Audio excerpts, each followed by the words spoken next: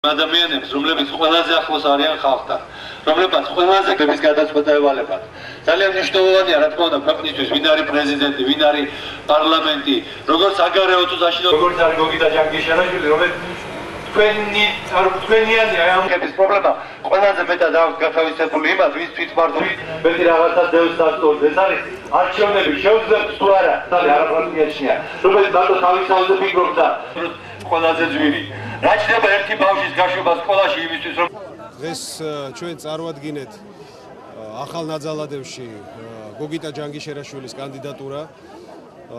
ეს არის ადამიანი, რომელიც აქ დაიბადა, გაიზარდა, აქვს ძალიან დიდი მხარდაჭერა ადგილობრივი მოსახლეობის, მათი პრობლემებით ცხოვრობს და მე დარწმუნებული ვარ, რომ ყველა ჩვენი დაპირება, რომელიც გავაჟღერეთ, ეს იქნება ჯანდაცვის რეფორმირების კუთხით, ეს იქნება ახალი სამუშაო ადგილების შექმნის კუთხით, იქნება მხარდაჭერილი გოგიტას მიერ სწორედ საკრებულოდან.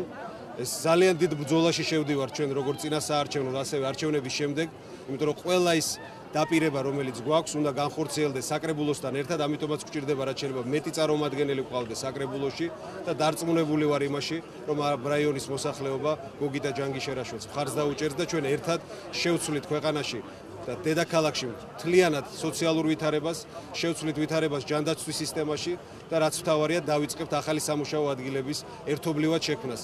იცით, რომ ჩვენ პირველი პროგრამა, რომელიც წარვადგინეთ, ეხებოდა ჯანდაცვას, მეორე ეხებოდა სამუშაო ადგილების შეცვლას და პირველივე წელს ჩვენ დავასაქმებთ 50,000 თბილისელს, 50,000 თბილისურ ოჯახს ექნება ახალი შემოსავალი.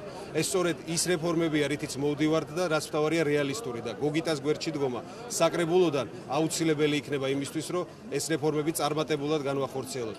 მე მინდა ასევე ხაზი გაუსვა, რომ გოგიტაც მეც პირველად არა ვართ ამ რაიონში ხალხთან შეხვედრაზე, არაერთი მე ვიყოდი ძალიან ბევრი შეხვედრა ჩავატარეთ და ვიცით რა პრობლემების წინაშე დგას მოსახლეობა და პირველივე დღეებიდან ადგილობრივ ხელისუფლებაში, თბილისის ხელისუფლებაში მოსვლის შემდეგ დავიწყებთ ამ პრობლემების გადაჭრას ეტაპობრივად. ასე რომ დიდ წარმატებას უსურვებთ თქვენთან ერთად გოგიტა ჯანგიშერაშვილს.